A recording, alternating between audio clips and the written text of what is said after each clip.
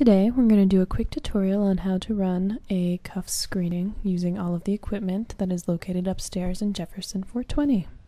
So the first thing you do when you're screening a movie for CUFS is to get into the building. While this might seem simple, UP, University Police, has this regrettable tendency to lock us out even though we filled out all the appropriate paperwork and they know they're supposed to keep the building open. However, you can just give them a call and they'll come and open it up for you. Once you get into the building, it's really quite simple. Lots of stairs. 1 flight.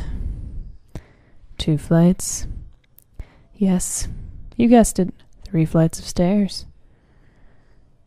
Now you're at the level where Jefferson 320, which is our auditorium, is located. So simply walk to your right, open the door, turn on the lights, and make sure the room is empty.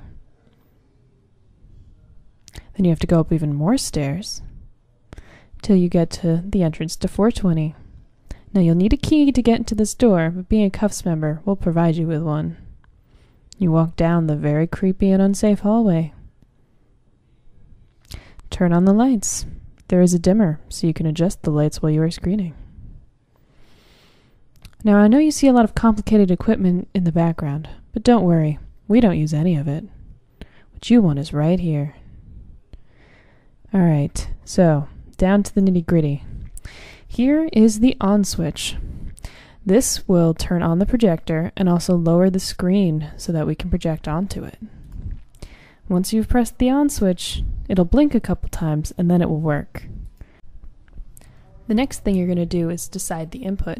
Since we're going to be screening off the DVD player, all you have to do is press the button that says DVD on it. However, sometimes it's a little finicky and you might have to press it once or twice. The next thing we're going to draw your attention to is this volume button. It is a lie.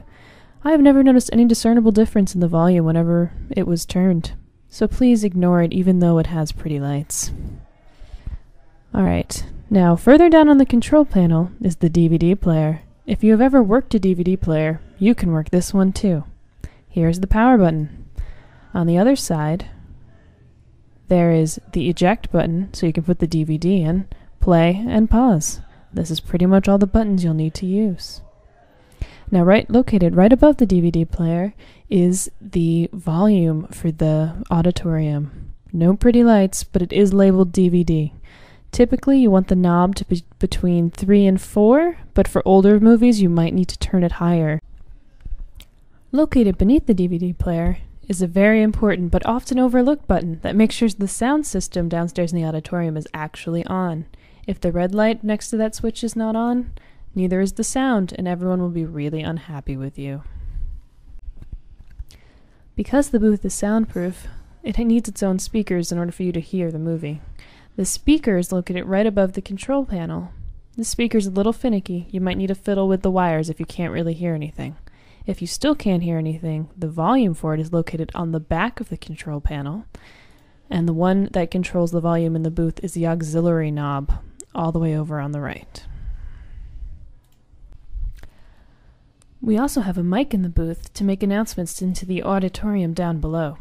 It's a lot of fun. To turn it on, all you have to do is adjust this knob right here, turn it all the way up, make your announcement, and then turn it all the way back down. Now it is very doubtful that the mic will not be hooked up, but if it is not, go to the back of the control panel, above where the volume control for the auxiliary speaker is, and plug it in right here. Here are the light switches to the stage. You're going to want to have those off so you can see the movie. Then all you have to do is walk over here, sit down, and relax. You don't have to use this or this. Enjoy the movie.